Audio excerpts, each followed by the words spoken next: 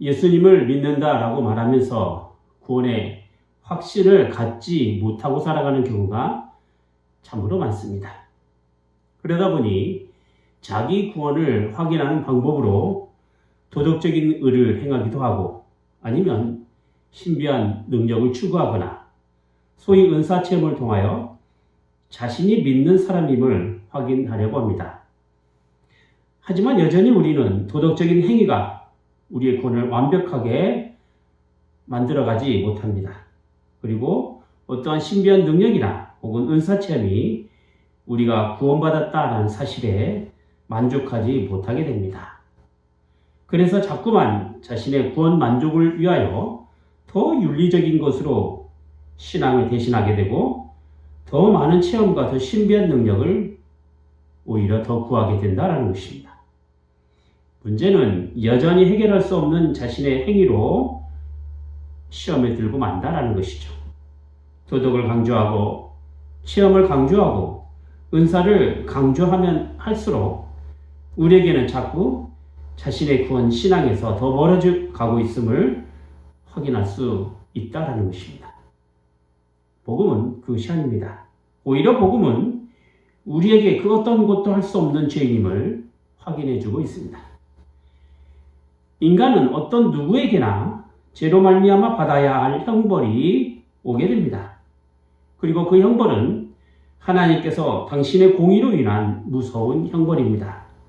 그리고 그 형벌은 이 세상에서 받아야 할 형벌과 동시에 앞으로 영원히 받아야 할 지옥 형벌입니다.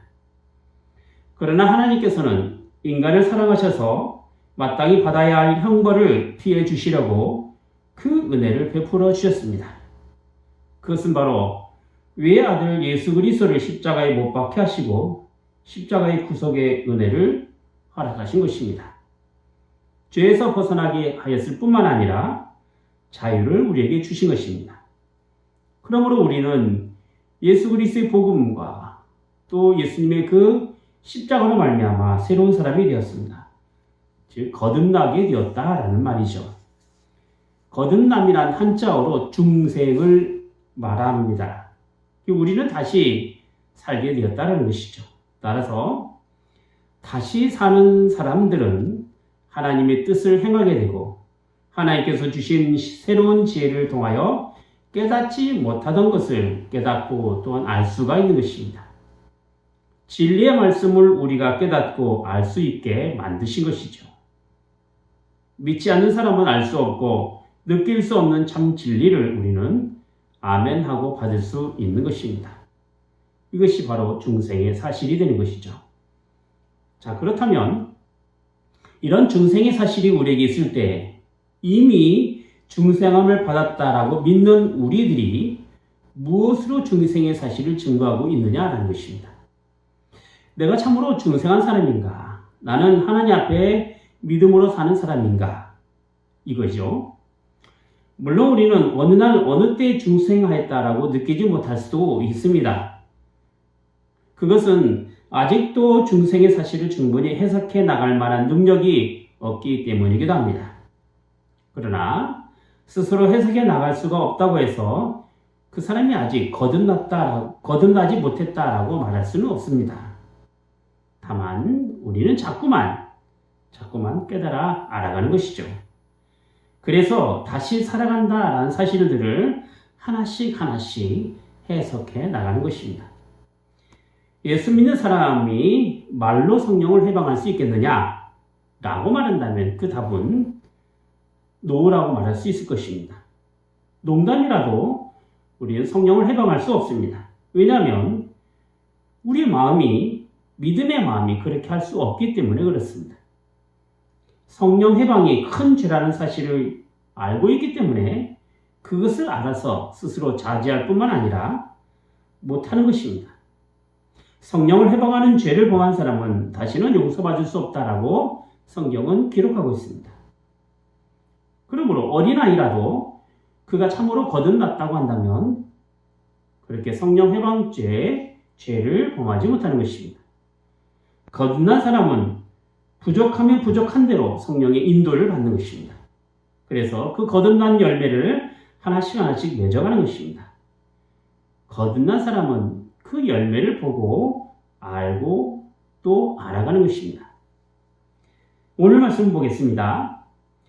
예수를 너희가 보지 못하였으나 사랑하는도다. 이제도 보지 못하나 믿고 말할 수 없는 영광스러운 즐거움으로 기뻐하니 라고 했습니다. 한 사람이 거듭났다라고 하는 말은 그 사람 속에 예수님께서 새로운 생명, 곧 영생을 주셨다라는 것에 있습니다. 이 새 생명으로 말미암은 새 사람은 그 생명이 되신 예수님을 사랑하게 됩니다. 예수님을 사랑한다는 것은 중생을 증명하는 아주 중요한 사실의 한 가지가 됩니다. 중생한 사람에게 예수님에 대한 사랑이 있으니까 더 사랑하라라는 말을 하게 된 것입니다.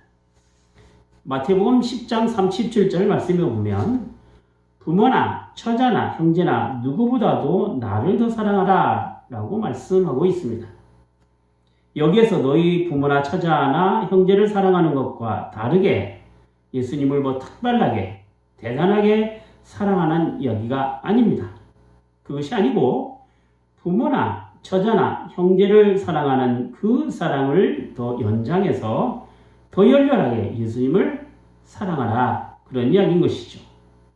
그러니까 예수님에 대한 사랑이 있느냐 없느냐 하는 것은 우리가 부모와 형제와 친구를 얼마만큼 사랑하는가에 비추어서 그런 사랑이 예수님께 가고 있느냐를 따져보라 그런 이야기인 것이죠. 뭐 유별나게 사랑하는 이야기가 아닙니다. 예수님에 대한 사랑은 따로 떨어져 있는 것도 아니고 인간이 가지고 있는 사랑의 심정에서 나오는 것입니다.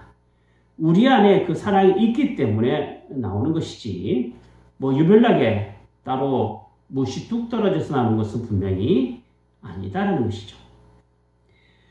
옛 헬라 사람들은 사랑을 이야기할 때 크게 네 가지로 나누었습니다.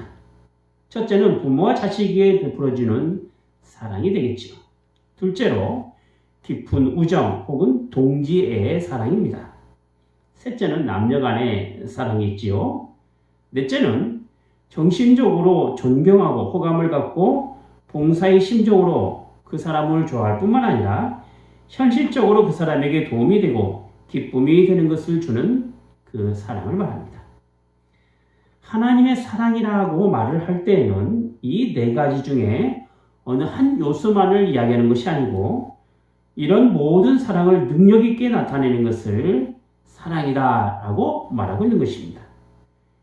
우리가 하나님의 사랑을 다 알 수가 없고 또 아는 부분도 잘 표현하기 어려운 것은 물론 우리의 표현이 썩 훌륭하지 못해서 그런 것도 있겠지만 중요한 것은 하나님의 사랑이 워낙 크기 때문에 그렇습니다.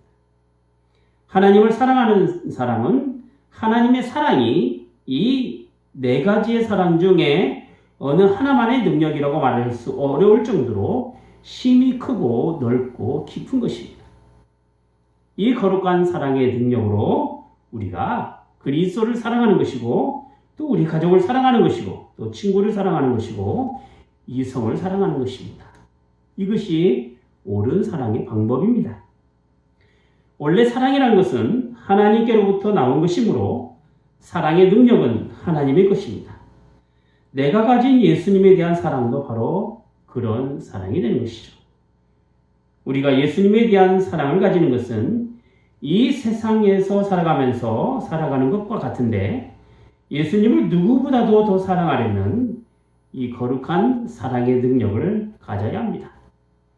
예수님을 사모하는 마음도 있어야 되고 예수님께 모든 것을 바치는 그런 마음도 있어야 되고 또 예수님을 위하여 효과 있게 쓸 만한 것이 나에게 있는 줄 알고 그런 것들을 예수님을 위하여 아낌없이 쓸 뿐만 아니라 그런 것들을 효과 있게 쓰기 위하여 자신의 시간과 생명, 힘을 아끼고 금검절약해서 예수님을 위하여 즐겁게 해드려야겠다라고 생각하는 것이 바로 사랑의 참 표시가 되는 것입니다.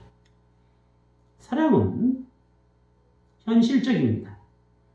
말로만 내가 대단히 당신을 사랑하는데 라고 하는 것은 아무 소용이 없습니다. 구체적으로 그 사랑의 결과를 내놓았느냐 하는 것이 정말 중요하다는 것입니다. 그러나 이런 사랑을 할 때 좀 우리가 주의해야 할 것은 현실적인 결과만 내면 다 되는 것이 아니다라는 것을 아셔야 합니다. 고린도전서 13장을 보면 사랑장이라고 이야기하는데 하나님의 사랑에 대한 종합적인 의미를 그 사랑장을 통해서 가르쳐 주셨지요. 사랑한다는 그 실하에서 현실적인 결과만 노리고 그 마음은 냉정하여 상대방이 현실적 도움이 필요하니까 그것만 주면 되지 라는 식의 사랑은 잘못된 사랑 방식이라는 거죠. 내가 내게 있는 모든 것으로 또 내 몸을 불사르게 내어줄지라도 사랑이 없으면 내게 아무 유익이 없느니라 라고 했단 말이죠. 사랑은 종합적입니다. 어느 단편적인 것이 아니란 말이죠. 사랑의 기본은 우리 마음에 있습니다. 마음을 거기에 쏟아야만 합니다. 중심을 거기에 쏟아야만 합니다. 그러한 심정으로 물건도 줄 수 있고 어려움을 당했을 때 도움도 줄 수 있는 것입니다. 그러한 사랑이 믿음보다 귀하다라고 성경은 말씀하고 있습니다. 내가 산을 옮길 만한 모든 믿음이 있을지라도 사랑이 없으면 아무것도 아니라 내가 사람의 방언과 천사의 말을 할지라도 사랑이 없으면 소리나는 구리와 울리는 꽹과리에 불과하다 이렇게 말씀하고 있어요. 사랑은 현실적인 것이기 때문에 내가 거듭났다는 사실과 동시에 내 영혼의 기능이 바로 그 사랑함으로 시작이 되는 것입니다. 오늘 말씀 다시 한번 볼까요? 이 예수를 너희가 보지 못하였으나 사랑하는도다. 이제도 보지 못하나 믿고 말할 수 없는 영광스러운 즐거움으로 기뻐하노라 라고 했어요. 보지는 못하지만 사랑해야 된다는 것이죠. 우리는 사실 보는 사람을 사랑합니다. 안 보는 사람이 어디에 있는지 알지 못하는 사람은 분명히 사랑할 수가 없습니다. 사랑의 대상이 되려면 그만큼 구체적으로 자신에게 연결이 되어 있어야 되고 자신과 함께 있어야 합니다. 그렇기 때문에 우리가 예수님을 안다는 것, 우리가 예수님을 사랑한다라고 하는 것에는 그냥 육신으로 아는 것이 아니고 육신으로 사랑하는 것이 아닙니다. 성경은 우리가 예수 그리스도를 아는 것이 사람의 눈으로 보는 식으로 아는 것이 아닌 것을 분명히 가르치고 있습니다. 고린도후서 5장 16절에서 17절 말씀을 보면 그러므로 이제부터 우리가 아무 사람도 육체대로 알지 아니하노라. 비록 우리가 그리스도도 육체대로 알았으나 이제부터는 이같이 알지 아니하노라. 그런즉 누구든지 그리스도 안에 있으면 새로운 피조물이라. 이전 것은 지나갔으니 보라 새 것이 되었도다 라고 말씀합니다. 옛날에 그 예수님이 나사렛 예수로 다니실 때 육체를 보고 안 사람도 지금부터는 예수님을 그렇게 알지 않게 된다는 것이죠. 예수님께서 존재하신다라는 것은 단순히 역사적으로 2000년 전에 땅에 오셨을 때만을 의미하는 게 아니란 말입니다. 예나 지금이나 여전히 변함없이 존재하고 계시는 분이 바로 예수님이십니다. 예수님께서는 이렇게 말씀하셨죠. 두세 사람이 내 이름으로 모인 곳에는 나도 그들 중에 있느니라 라고 했어요. 이 약속하신 대로 지금도 여러분과 저와 함께 예수님께서는 현실적으로 존재하고 계시는 분이십니다. 예수님께서는 옛날이나 지금이나 변함없이 살아계셔서 여러 가지 모양으로 그 사실들을 우리에게 증명하고 있습니다. 지금 살아계셔서 우리를 다스리시고 때에 따라 우리와 교통하시고 우리에게 풍성한 은혜를 베푸시는 그 예수님을 우리가 생생히 알고 그리고 사랑하는 것입니다. 예수님이 지금 이 땅에 존재하셔서 우리와 관계를 맺고 계신다라는 사실은 말로만 하는 것이 아니고 자기 자신의 안에서 확실하게 알고 있어야 한다는 것입니다.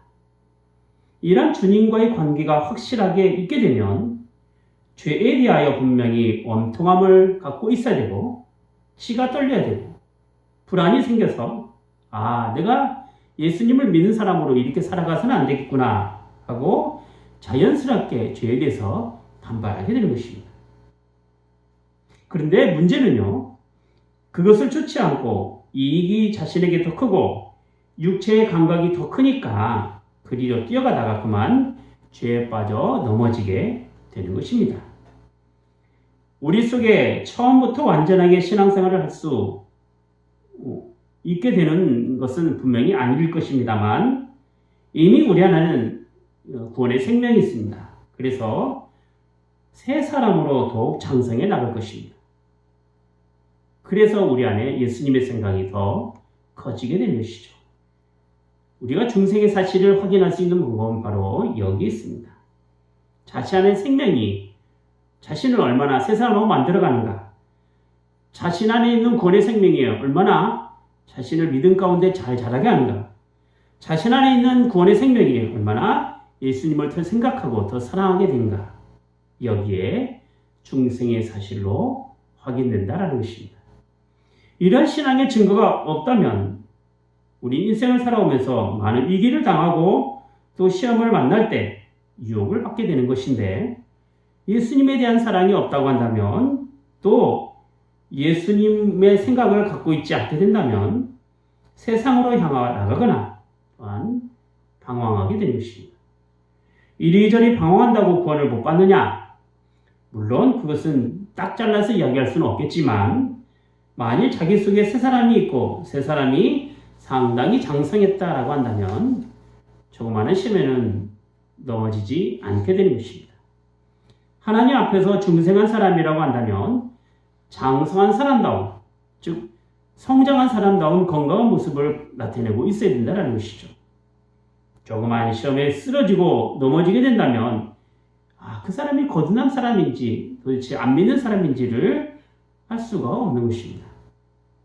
세상의 조그마한 문제에 자꾸 넘어지게 되면 그 사람은 예수님 안에서 건강하게 자라나지 못하고 아직 어린 아이와 같은 사람이 될 수밖에 없는 것입니다. 그리스도 안에서 어린아이는 젖이나 먹고 밥은 먹지 못합니다. 거듭났을지라도 그 거듭남이 결과가 없는 경우에는 이 사람이 거듭났는지 거듭나지 아니했는지를 도무지 알 수가 없다는 것입니다. 자기 스스로 거듭남에 대한 결과를 보지 못하거나 경험하지 못하게 되면 구원의 확신을 갖기가 매우 어렵게 되는 것이죠. 그리고 구원을 받았다라고 할 만한 열매가 없게 된다면 성경에 기록된 대로 열매 없는 나무는 찍어 버린다라고 했습니다. 하나님의 말씀은 열매 없으면 없애 버리는 것이죠. 하나님께서는 당신의 기쁘신 뜻을 위하여 우리에게 소원을 두고 행하십니다. 그러므로 믿는 사람의 삶이라고 한다는 것은 내 욕심을 행하려고 하는 삶이 아니라 하나님이 기뻐하시는 것이 무엇인가를 잘 찾아서 행하려는 삶이 되는 것입니다. 거듭난 사람이라면 마음 가운데 하나님이 정말 기뻐하시는 것이 무엇인가 그것을 해야겠다라는 마음을 가지게 되고 거기에 따라서 하나님이 기뻐하시는 것이 무엇인지를 자꾸 알아만 가는 것입니다. 알지 못하면 하나님을 기쁘시게 할 수가 없는 것입니다. 나더러 주여 주여 하는 자마다 천국에 들어갈 것이 아니요 다만 하늘에 계신 아버지의 뜻대로 행하는 자라야 들어가리라 라고 예수님께서 친히 말씀하셨던 것입니다. 하늘에 계신 내 아버지의 뜻을 행하려면 그 뜻을 알아야 되고 그것을 행할 수 있는 능력이 있어야 되고 행할 마음이 있어서 그것을 하고자 해야 합니다.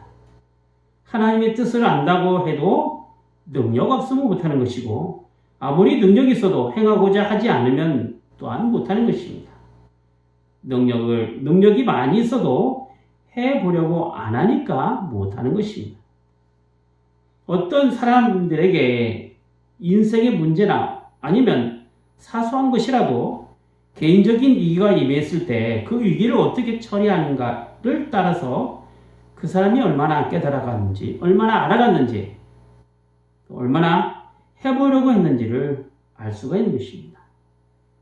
그냥 무턱대고 성경 많이 아는 것으로 큰 의미가 사실 없습니다. 물론 많이 읽는 것 좋죠. 어떤 분은 600독을 읽었다고 하는데 성경 많이 읽는 거 좋습니다만은 많이 아는 것 자체가 우리의 구원의 신앙에 큰 의미를 가져오지는 않습니다. 일단 문제가 있을 때, 그것이 신앙에 대한 문제였을 때 믿음 가운데 확고히 서서 조금도 양보하지 않고 딱 서 있는 사람이 되어야 하는 것입니다. 우리 교회가 그동안 하나님의 말씀을 잘 듣고 있었는가를 가늠하기에는 사실 알 수는 없습니다. 그러나 분명한 것은 신앙의 위기가 닥치게 되면 허망하게 넘어가는 걸 보고 이 사람이 신앙의 수준이 이것밖에 안 되는구나 라는 걸 알 수가 있는 것입니다. 교회도 그렇고 그리고 믿는 사람 개개인도 마찬가지가 되는 것이죠. 우리는 대단한 것을 생각하기 전에 먼저 가장 기본적인 기독교부터 바로 알아야 됩니다. 내가 구원을 받았는지, 내가 믿음이 있는지 이런 데서 출발해서 자꾸 장성해 나가야 하는 것이죠. 구원이 확실하지 못한 상태에서 어떻게 하나님께 영광을 돌린다라고 말하고 어떻게 하나님께서 요구하시는 것을 의미로 낼 수 있겠냐라는 것이죠. 그리고 어떻게 하나님께 경건의 예배를 신령과 진정으로 드릴 수 있냐는 것이죠. 예수님을 믿으면 새 생명이 나에게 있음을 믿는 것이고 그것을 믿어서 정말 새로운 생명을 얻은 사람답게 생활 가운데 체험을 해야 하는 것입니다. 우리 교회에 새롭게 오시는 분들은 특별히 그것에 관심을 가져야 됩니다. 내가 거듭났는가? 나는 새 사람이 되었는가? 이것은 개가천선이 아닙니다. 하나님께서 내 속에 새로 창조해 나가는 것입니다. 새 생명으로서 내 생활 가운데 증거하고 경험해야지 그래야만이 실력 있는 믿음의 사람이 되는 것입니다.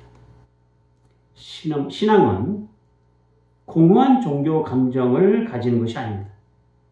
예수님을 믿는다라고 말하는 것은 생활이지 종교운동이 아니라는 것이죠.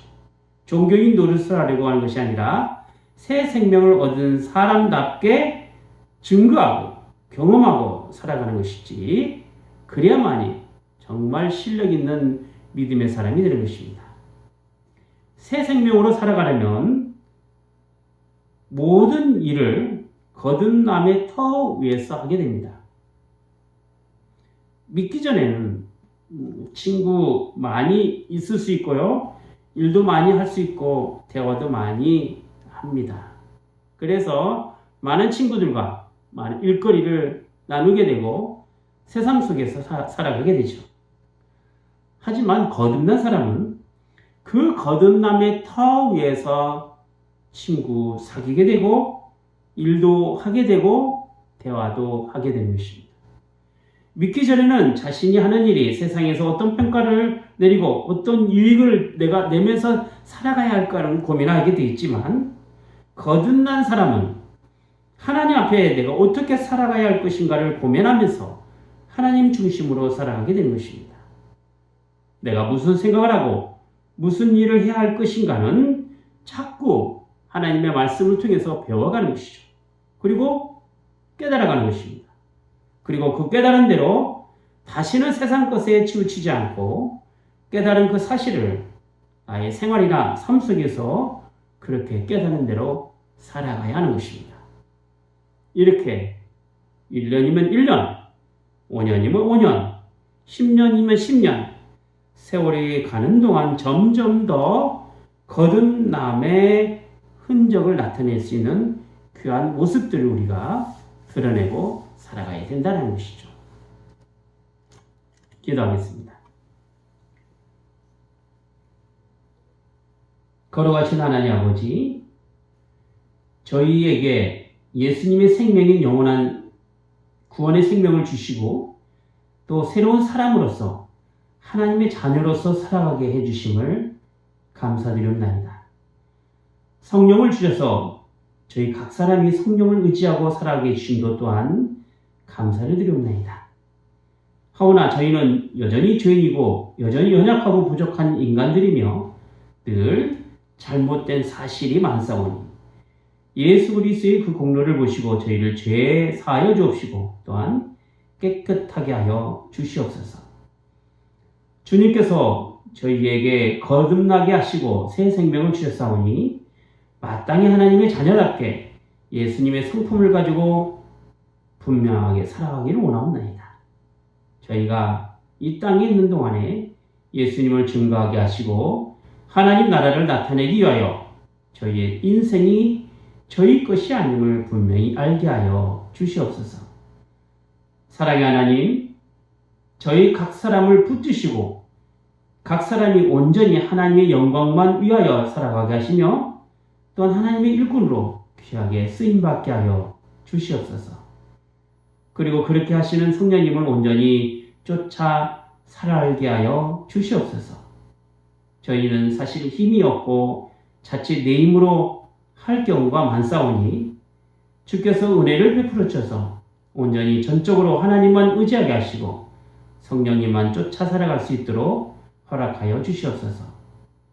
이제는 육신의 소욕을 쫓는 땅의 사람이 되지 않게 하시고 영을 쫓는 하늘의 사람이 되게 하여 주시옵소서. 주 예수 그리스도 이름으로 기도하옵나이다. 아멘.